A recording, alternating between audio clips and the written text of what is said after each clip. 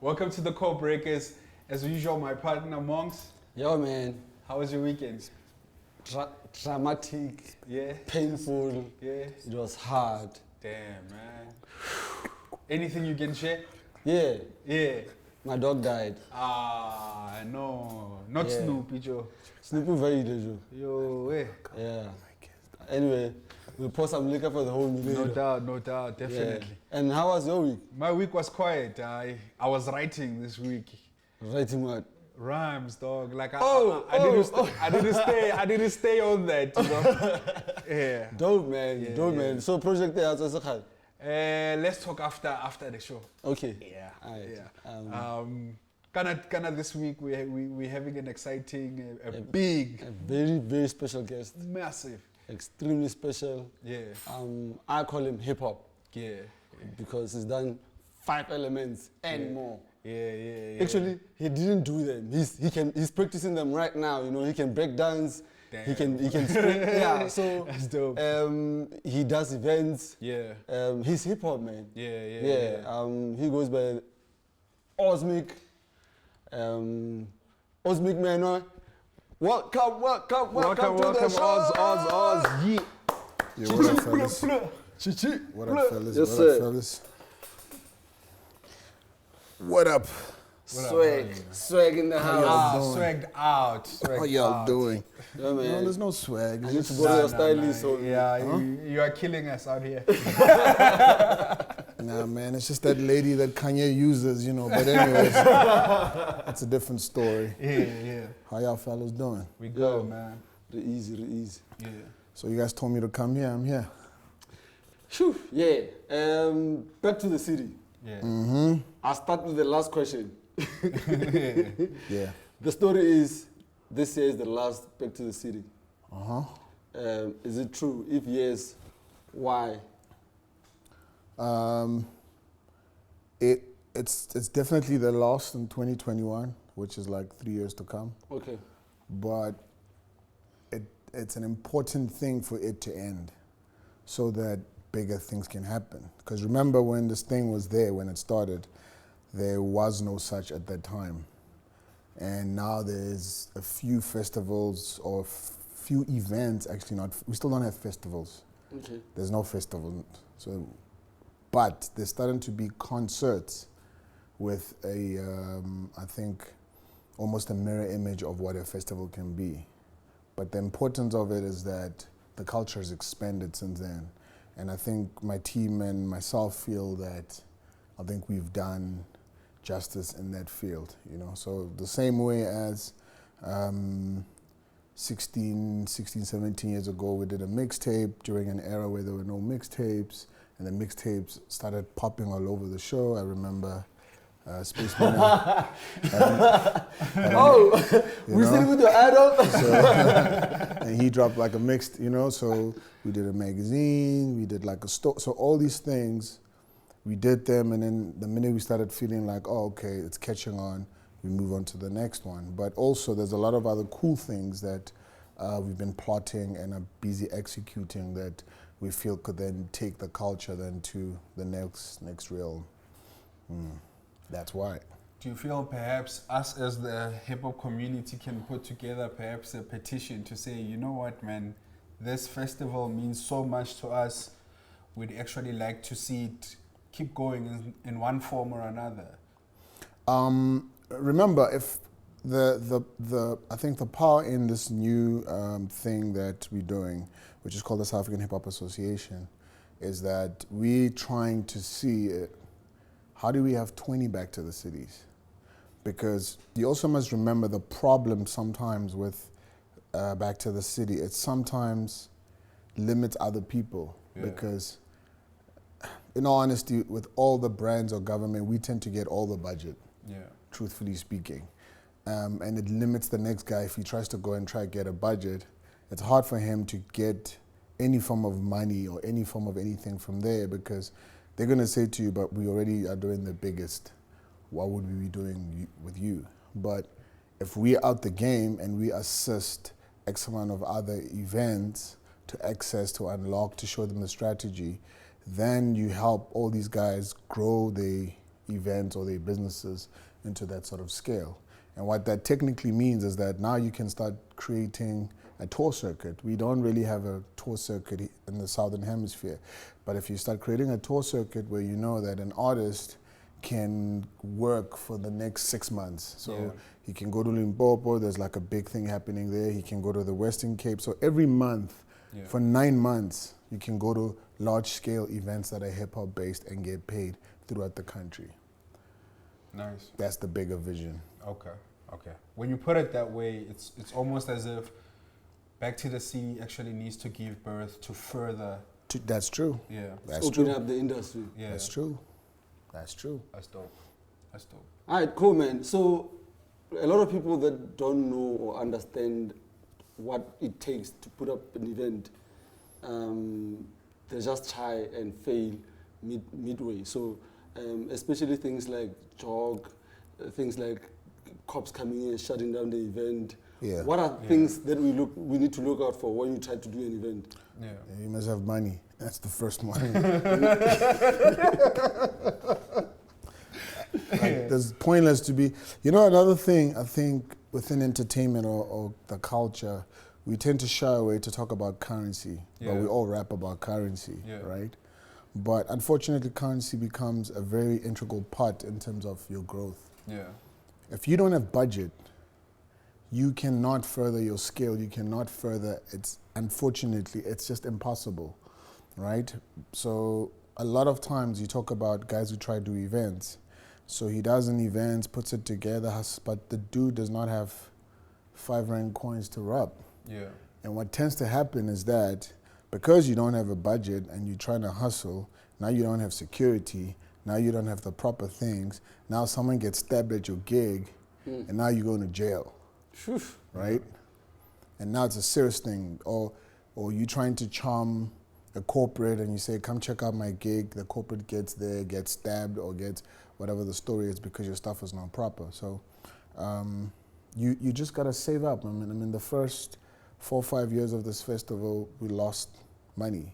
But I went in with a budget, right? From the onset, from the first one, there was budget. As little as it was, but there was a budget, right? I think the third one you might have performed there. Yeah.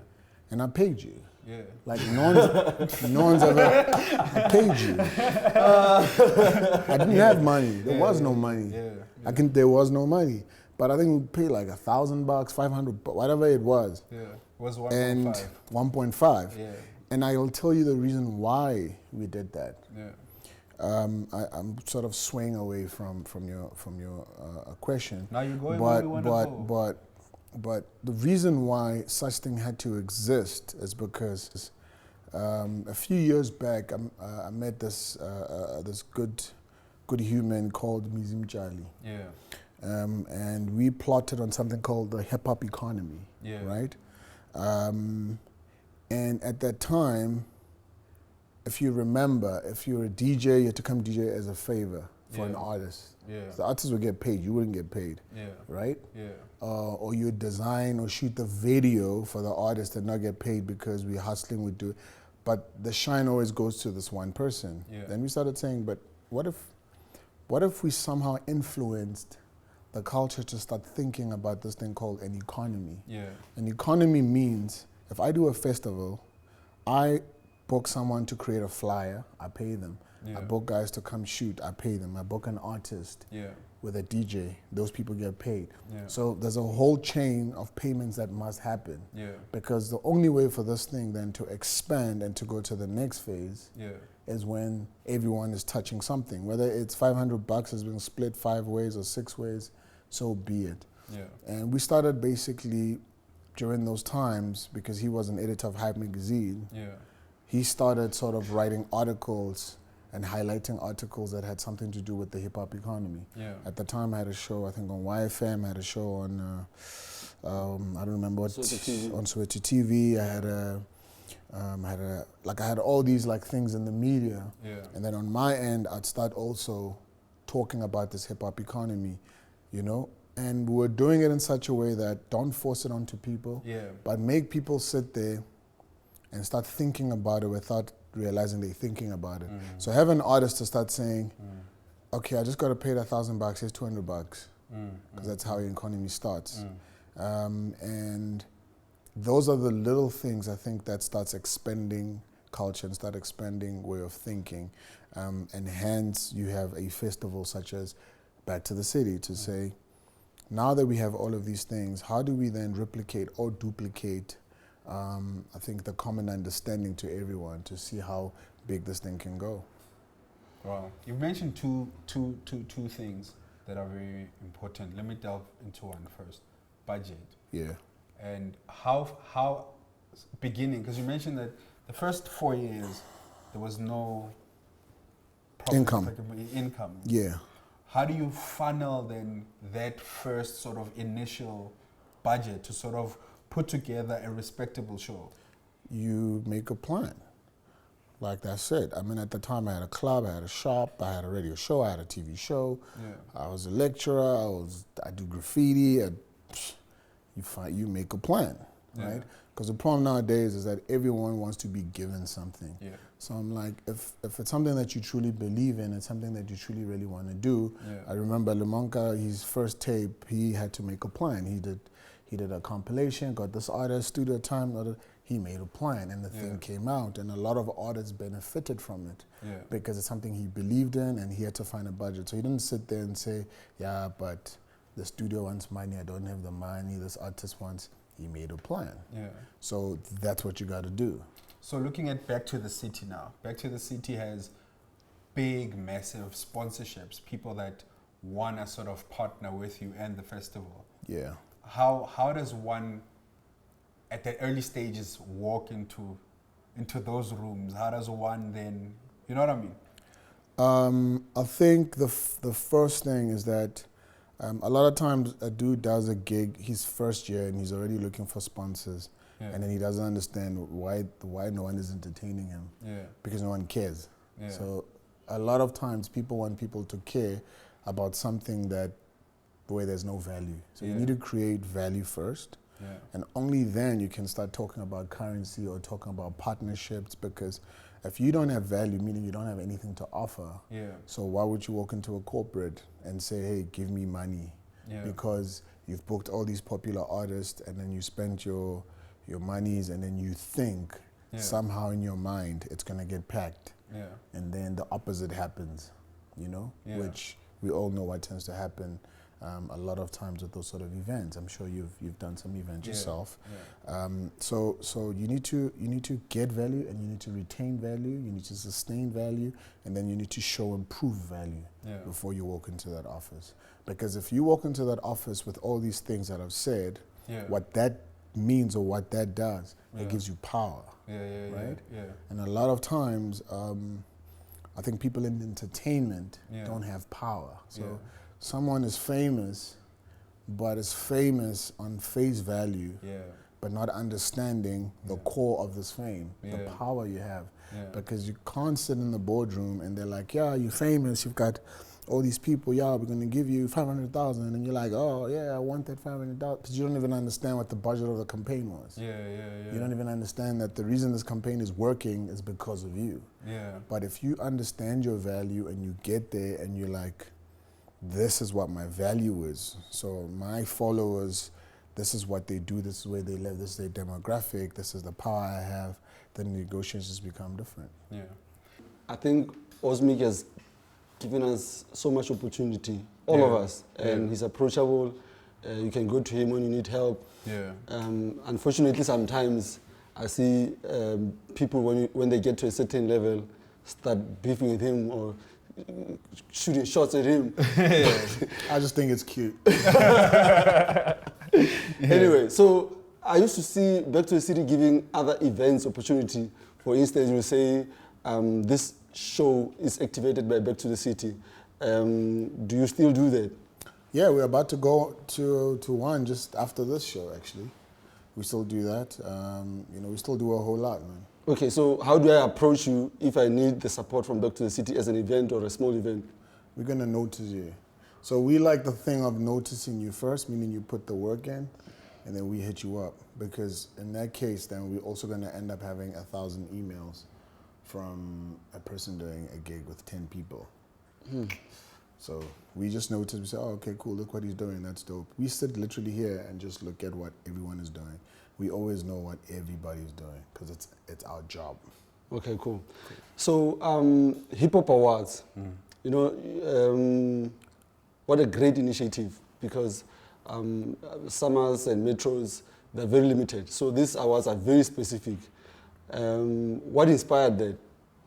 I think it was time. It's just gradual progression. So once again, I'll date back looking at doing a magazine when I was in Standard 7, capturing what was happening around. Fast forward, doing this tape of capturing everyone, the so-called leaders of the underground at the time, doing the store, capturing and retailing everybody, doing these shows, exposing, and now you end up with this culture to a point where it's achieving on a crazy scale. It just only makes sense to award, right? I just couldn't believe that no one did it. And it was a thing where I sat back, we said, okay, look, they're going to say, oh, here goes Osmic again. So we just sat down a little bit, tested it a little bit with Hype magazine.